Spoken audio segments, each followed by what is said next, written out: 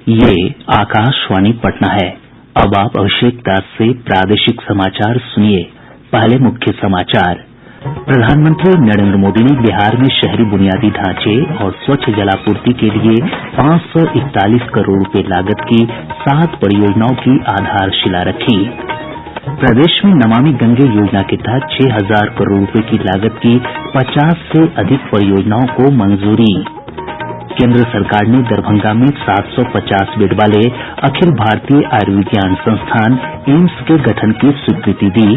संस्थान में एमबीबीएस की 100 और बीएससी नर्सिंग की 60 सीटें होंगी। और निर्वाचन आयोग की टीम ने 2 दिनों के दौरान पटना, मुजफ्फरपुर, भागलपुर और गया समेत सभी जिलों में चुनाव तैयारियों की समीक्षा की। अब समाचार विस्तार से। प्रधानमंत्री नरेंद्र मोदी ने आज वीडियो कॉन्फ्रेंस के जरिए बिहार में शहरी बुनियादी ढांचे से संबंधित 7 परियोजनाओं की आधारशिला रखी और शुभारंभ किया। इनमें से 4 परियोजनाएं जलापूर्ति से संबंधित हैं, जबकि 2 मलजल उपचार और 1 नदी क्षेत्र के विकास से जुड़ी है। इन परियोजनाओं की कुल लागत 541 करोड़ रुपए है। केंद्र सरकार की इस योजना का कार्यान्वयन राज्य सरकार के शहरी विकास और आवासन विभाग के अंतर्गत बिहार शहरी बुनियादी ढांचा विकास निगम बुडको द्वारा किया जा रहा है। प्रधानमंत्री ने पटना के बेउर और करमलीचक में नमामि गंगे परियोजना के अंतर्गत बनाये गये मलजल उपचार संयंत्रों का उद्घाटन किया। श्री मोदी ने सीवान नगर पालिका और छपरा नगर निगम क्षेत्र में अटल नवीकरण और शहरी परिवर्तन मिशन अमृत मिशन के तहत निर्मित जलापूर्ति परियोजनाओं का भी शुभारंभ किया। इन परियोजनाओं से स्थानीय निवासियों को 24 घंटे स्वच्छ पेयजल उपलब्ध होगा। प्रधानमंत्री ने अमृत मिशन के अंतर्गत मुंगेर जलापूर्ति परियोजना की आधारशिला रखी। इससे मुंगेर नगर निगम क्षेत्र के निवासियों को पाइपलाइन के जरिए साफ पानी की आपूर्ति होगी। श्री मोदी ने जमालपुर नगर पालिका क्षेत्र में जलापूर्ति परियोजना की भी आधारशिला रखी। उन्होंने नमामि गंगे के अंतर्गत निर्मित मुजफ्फरपुर नदी क्षेत्र विकास परियोजना की आधारशिला रखी। इसके तहत मुजफ्फरपुर के 3 घाटों पूर्वी अखाड़ा घाट, सीधी घाट और चंद्रवाड़ा घाट का विकास किया जाएगा। नदी क्षेत्र में शौचालय, सूचना केंद्र और सुविधा केंद्र जैसी बुनियादी सुविधाएं उपलब्ध कराई जाएंगी। इन सभी घाटों पर रोशनी का प्रबंध और समुचित सुरक्षा व्यवस्था भी की जाएगी। प्रधानमंत्री नरेंद्र मोदी ने कहा कि इन परियोजनाओं की आधारशिला अभियंता दिवस के अवसर पर रखी जा रही है, जो देश के महान अभियंता एम विश्वेश्वरैया की जयंती के उपलक्ष्य में मनाया जाता है। उन्होंने कहा कि देश के इंजीनियरों ने राष्ट्र और विश्व के निर्माण में अभूतपूर्व योगदान दिया है। हमारे भारतीय इंजीनियरों ने हमारे देश के निर्माण में और दुनिया में भी अभूतपूर्व योगदान किया है। चाहे काम को लेकर समर्पण हो या उनकी बारीक नजर, भारतीय इंजीनियरों की दुनिया में एक अलग ही पहचान है। ये एक सच्चाई है और हमें गर्व है कि हमारे इंजीनियर देश के विकास को मजबूती से आगे बढ़ा रहे हैं, 130 करोड़ देशवासियों के जीवन को बेहतर कर रहे हैं। प्रधानमंत्री ने कहा कि केंद्र और बिहार सरकार के संयुक्त प्रयासों से राज्य में पेयजल और सीवर जैसी मूलभूत सुविधाओं में लगातार सुधार हो रहा है। पिछले 4 से 5 वर्ष में अमृत मिशन के अंतर्गत केंद्र और राज्य सरकार की योजनाओं के जरिए बिहार के शहरी क्षेत्रों में लाखों परिवारों तक जलापूर्ति की सुविधा दी गई। उन्होंने कहा कि जल जीवन मिशन के तहत पिछले 1 साल में देश भर में 2 करोड़ से अधिक पानी के कनेक्शन दिए गए। श्री मोदी ने कहा कि आज देश में 1 लाख से अधिक परिवारों तक पाइपलाइन के जरिए जलापूर्ति हो रही है। बीते 1 साल में जल जीवन मिशन के तहत पूरे देश में 2 करोड़ से ज्यादा पानी के कनेक्शन दिए जा चुके हैं। आज देश में हर दिन 1 लाख से ज्यादा घरों को पाइप से पानी के नए कनेक्शन से जोड़ा जा रहा है। स्वच्छ पानी मध्यम वर्ग का, गरीब का न सिर्फ जीवन बेहतर बनाता है, बल्कि उन्हें अनेक गंभीर बीमारियों से भी बचाता है। श्री मोदी ने कहा कि बिहार में गंगा नदी को स्वच्छ रखने के लिए 6,000 करोड़ रुपए की 50 से अधिक परियोजनाओं को मंजूरी दी गई है। उन्होंने कहा कि नमामि गंगे परियोजना लोगों की जीवन शैली में बदलाव लाएगी। गंगा नदी में प्रदूषित जल के प्रवाह को रोकने के लिए मल जल शोधन संयंत्र की स्थापना की गई है। प्रधानमंत्री ने कहा कि नमामि गंगे कार्यक्रम से डॉल्फिन परियोजना और गंगा में जैव विविधता बनाए रखने में बहुत मदद मिलेगी। नमामि गंगे मिशन के तहत बिहार सहित पूरे देश में 180 से अधिक घाटों के निर्माण का काम चल रहा है। इसमें से 130 घाट पूरे भी हो चुके हैं।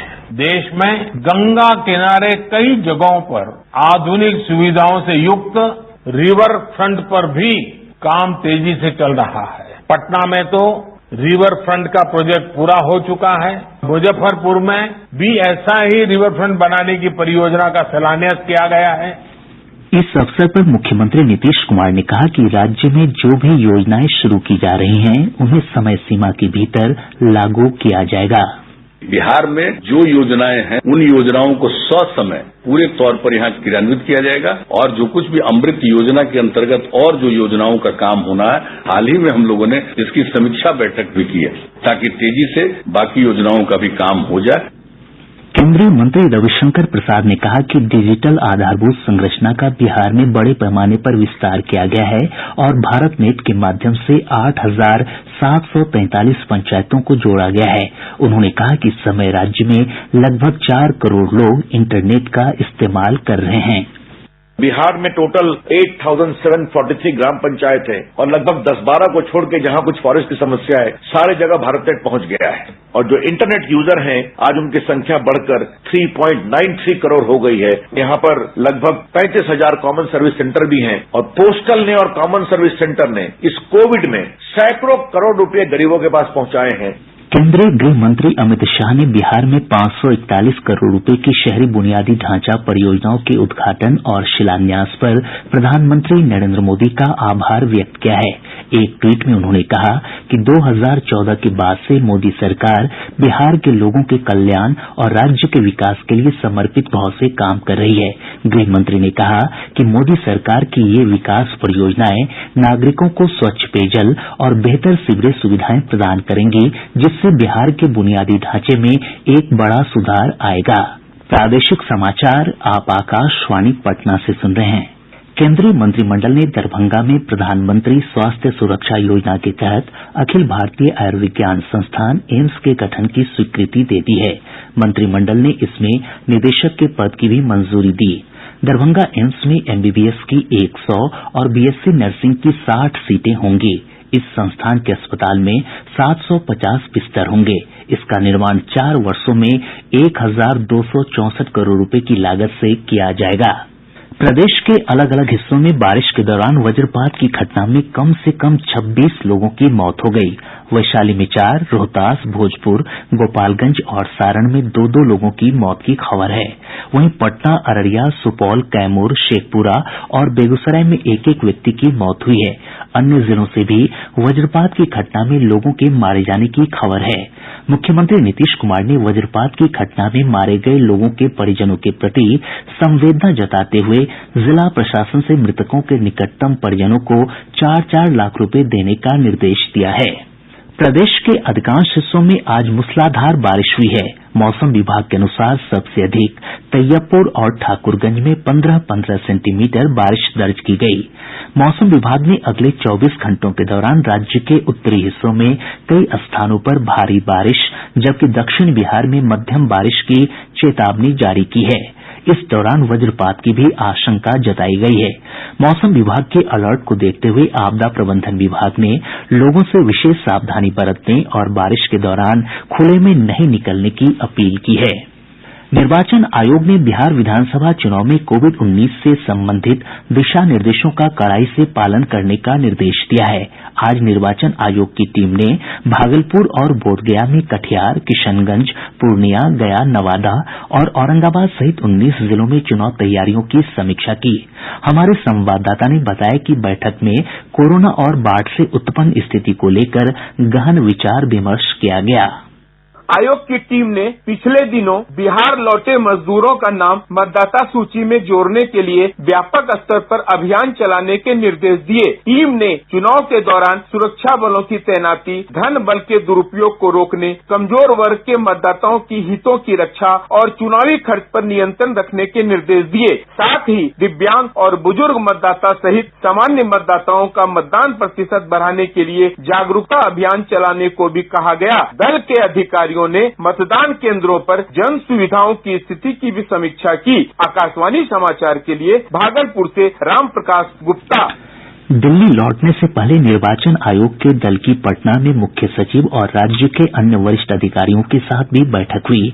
चुनाव आयोग की टीम ने कल मुजफ्फरपुर और पटना में बैठकें की थीं। इस टीम में उप निर्वाचन आयुक्त सुदीप जैन और चंद्रभूषण कुमार शामिल थे। बिहार में कोविड-19 रोगियों के स्वस्थ होने की दर देश में सबसे अधिक हो गई है। स्वास्थ्य विभाग के अनुसार स्वस्थ होने की दर 91% है, जो राष्ट्रीय औसत से 13% अधिक है। राज्य में पिछले 24 घंटों के दौरान 1514 मरीजों को उपचार के बाद छुट्टी दी गई। स्वस्थ होने वालों की संख्या 1,46,533 हो गई है।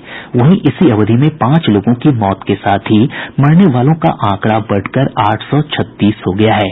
दूसरी तरफ आज कोविड-19 के 1,575 नए मामलों की पुष्टि के साथ ही संक्रमितों की संख्या बढ़कर 1,61,101 हो गई है। आज सबसे अधिक 183 मामले पटना से सामने आए हैं। सुपौल से 100, पूर्णिया से 77, अररिया से 75, बेगूसराय और नालंदा से 72, मुजफ्फरपुर से 57 तथा पूर्वी चंपारण और कटिहार से 53 मामलों की पुष्टि हुई है। अन्य जिलों से भी पॉजिटिव मामले पाए गए हैं। राज्य में अभी सक्रिय मरीजों की संख्या 13,731 है। औरंगाबाद जिले के बंदैया थाना क्षेत्र अंतर्गत चपड़ा गांव में राजद के कथित समर्थकों ने कृषि मंत्री प्रेम कुमार और स्थानीय विधायक मनोज शर्मा पर जानलेवा हमला किया। हमारे संवाददाता ने बताया कि पुलिस की तत्परता से दोनों नेताओं को सुरक्षित बचा लिया गया। पुलिस मामले की छानबीन कर रही है। केंद्र सरकार ने मीडिया में आई उन खबरों को खारिज कर दिया है जिसमें दावा किया जा रहा है कि नई भर्तियों की प्रक्रिया पर रोक लगा दी गई है। पत्र सूचना कार्यालय ने एक ट्वीट में बताया है कि यह खबर गुमराह करने वाली है। कार्यालय ने स्पष्ट किया है कि कर्मचारी चयन आयोग और संघ लोक सेवा आयोग जैसे सरकारी संगठनों के माध्यम से सरकारी भर्तियां सामान्य रूप से चल रही हैं। दरभंगा के सांसद गोपालजी ठाकुर ने आज दरभंगा में रेलवे की 148 करोड़ रुपए की विभिन्न योजनाओं का लोकार्पण किया। इन योजनाओं में दरभंगा थलवारा रेलखंड का दोहरीकरण, लहेरियासराय तथा थलवारा स्टेशन पर बने नए भवन समेत अन्य योजनाएं शामिल हैं। आज अभियंता दिवस है। यह दिन भारत रत्न से सम्मानित अभियंता एम विश्वेश्वरैया की जयंती के उपलक्ष्य में मनाया जाता है। इस अवसर पर मुख्यमंत्री नीतीश कुमार ने राज्य के अभियंताओं को शुभकामनाएं देते हुए कहा कि प्रदेश में आधारभूत संरचनाओं के निर्माण और उन्नत तकनीक के विकास में अभियंताओं का महत्वपूर्ण योगदान है। और अब अंत में मुख्य समाचार एक बार फिर। प्रधानमंत्री नरेंद्र मोदी ने बिहार में शहरी बुनियादी ढांचे और स्वच्छ जलापूर्ति के लिए 541 करोड़ रुपए लागत की 7 परियोजनाओं की आधारशिला रखी। प्रदेश में नमामि गंगे योजना के तहत 6,000 करोड़ रुपए लागत की 50 से अधिक परियोजनाओं को मंजूरी। केंद्र सरकार ने दरभंगा में 750 बेड वाले अखिल भारतीय आयुर्विज्ञान संस्थान एम्स के गठन की स्वीकृति दी। संस्थान में एमबीबीएस की 100 और बीएससी नर्सिंग की 60 सीटें होंगी। और निर्वाचन आयोग की टीम ने 2 दिनों के दौरान पटना, मुजफ्फरपुर, भागलपुर और गया समेत सभी जिलों में चुनाव तैयारियों की समीक्षा की। इसके साथ ही आकाशवाणी पटना से प्रसारित प्रादेशिक समाचार का ये अंक समाप्त हुआ। घर में रहिए, सुरक्षित रहिए और सुनते रहिए आकाशवाणी।